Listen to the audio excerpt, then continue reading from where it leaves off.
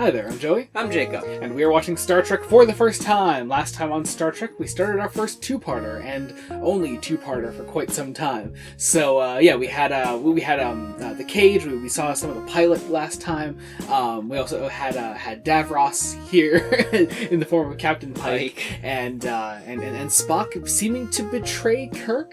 I don't know what it seems, but yeah. Today he went pretty far. Yeah. We didn't mention this, but Spock actually did a lot of legwork to do this whole thing without Kirk ever finding out what happened. Yeah. So today we're watching the Menagerie Part 2, and I'm very, very excited to get into it. I don't even know what to say. Let's just get right into it, because it's very exciting. I really want to see where the story goes. So we're about to get into post-episode thoughts. Be sure to join us then. We're about to watch the Menagerie Part 2.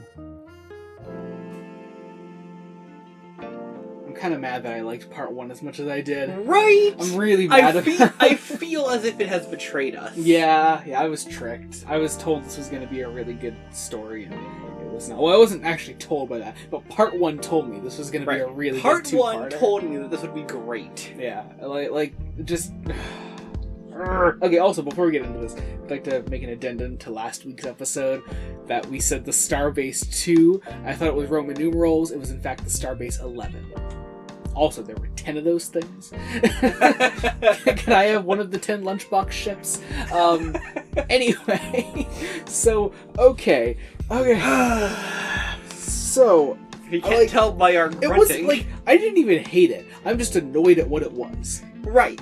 It was really just annoyed. It was almost in its entirety the cage. Yeah, so I even kind of said as we kept going through it, I was like, so they're only cutting out of the cage flashbacks just to lead us into and out of a commercial break, and then the last 5 minutes we're actually wrapping up the Menagerie as a story, and wow, that's just we even joked right at the start that they really are just filling up the time, because there's a recap to this episode.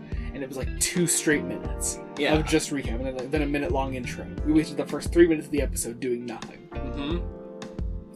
So,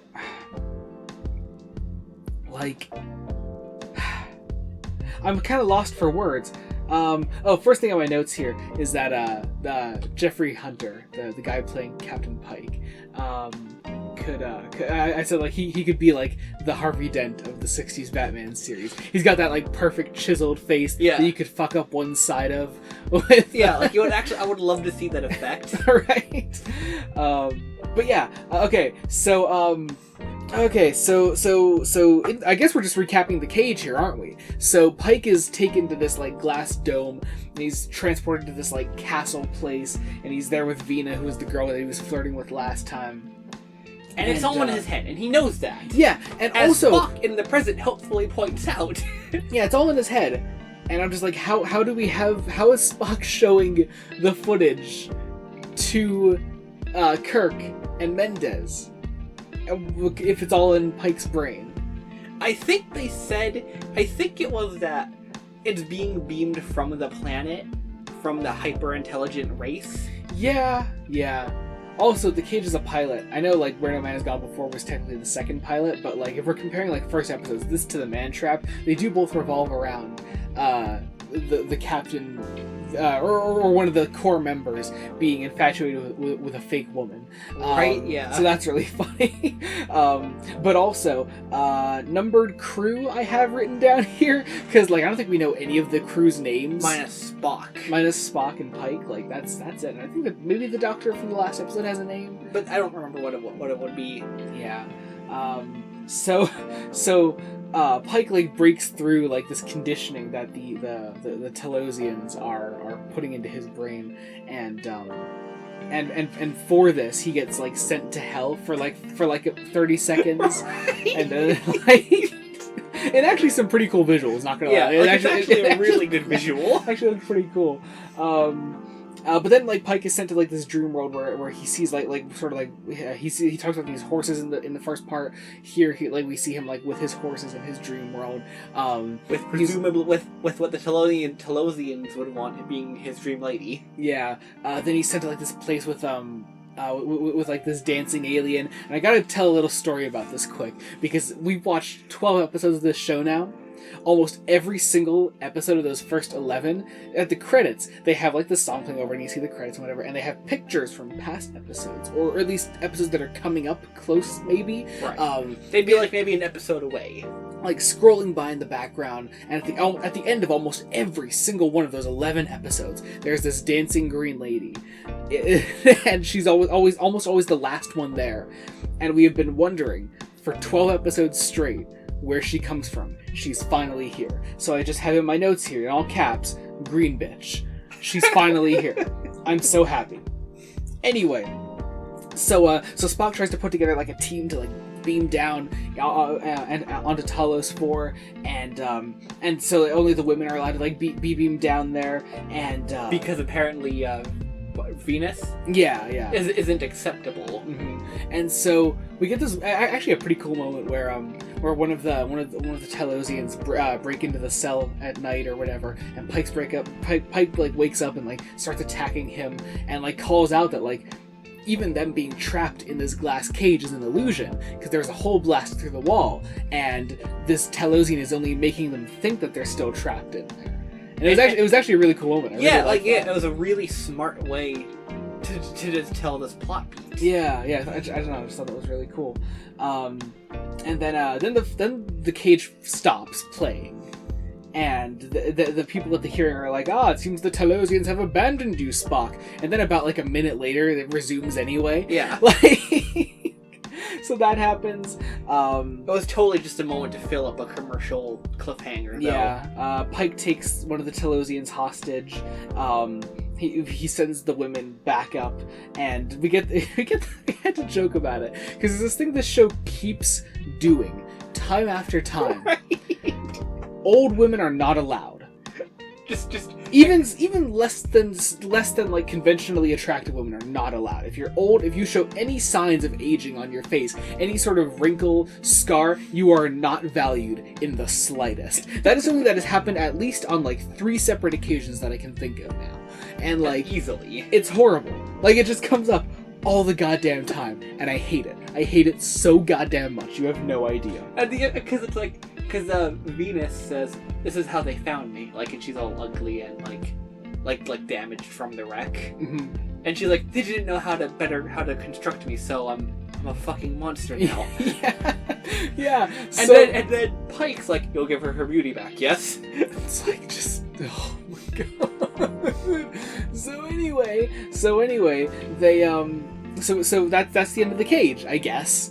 Like they use... hang on. There is one more note. They let Pike go up, and when Venus doesn't come, he's like, "Nah, she had her reasons." Yeah.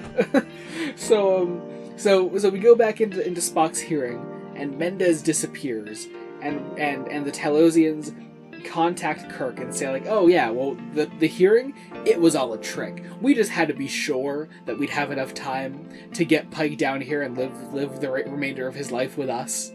Which makes no sense given how the cage ended. Yeah, right. They're very much still villains by the end of the cage. Like they're not portrayed as willing to work with Pike in the end. Because Pike walked away at the end, and he's like, no. Who wants to live?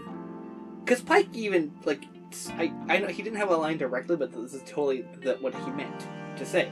He basically said, "Why would someone want to live in a dream when there's reality?" Yeah. And where's Pike going right at the end? Yeah, they put him in a dream and he walks away with Vina, and it's just like, okay, sure.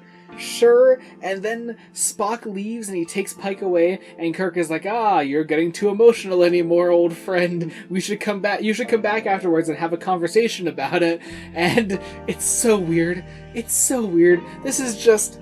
I'm mad. Right. Because and we're only mad. No. We're disappointed. We're not mad. We're just disappointed. Exactly. We're not necessarily happy with the ending, because part 1 was so good. Yeah. It had genuine intrigue, genuine, like, everything going on. Mm-hmm. Yeah. Just like there's something there, and then there wasn't. But I mean, also, if this was all going to work itself out in the end anyway, why did Spock need to trick everybody? Yeah. Like, I mean, again, Spock technically didn't lie, because the Telosians are the ones doing the tricking. Like, he didn't need to trick anyone. Yeah, but Spock actively okay, if nothing He else, participates in the trick. right? But no, like actually, in reality, Spock could still totally be court-martialed for like attacking crew members on Starbase 11. Yeah. For actually stealing the Enterprise. Yeah. So, okay, also the implication was that Mendez wasn't there the whole time? Or at least on the shuttle, like the little lunchbox ship. Yeah. Well, no, it wasn't there on the lunchbox ship either. Like he wasn't there. Because the idea was that he was still working with Pike in those moments. Right, no, that's what I'm saying. Like, So we never saw the actual Mendez. I guess, yeah. What a weird episode. What a weird two-parter in general. I said this while watching it during the last leg of the cage portion. Mm-hmm. I was like, maybe this is the reason we never got a two-parter. Yeah, I said last time I was really excited for hope. Like I was kind of mad that we wouldn't get another experience like this again, but I'm really happy we don't get another experience like this again. Right? Ooh, man. You did point out though that this must have been actually not the most straightforward episode to follow when it aired. Oh well, yeah, because especially because at the time, you probably didn't know as a viewer that the cage existed.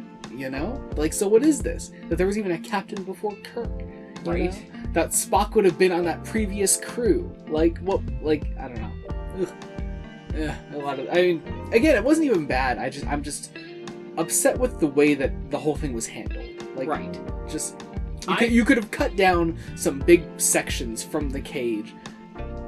Made the plotline of the cage more concise by cutting out certain scenes that just did not need to be there, and given more time to the Menagerie as a story. Mm-hmm. And also just cut down on some of the unnecessary, hallway slow scenes in the Menagerie portion. Yeah, definitely.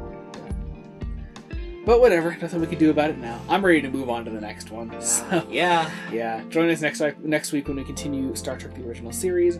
Until then, this has been Joey Morgan. Jacob. Goodbye.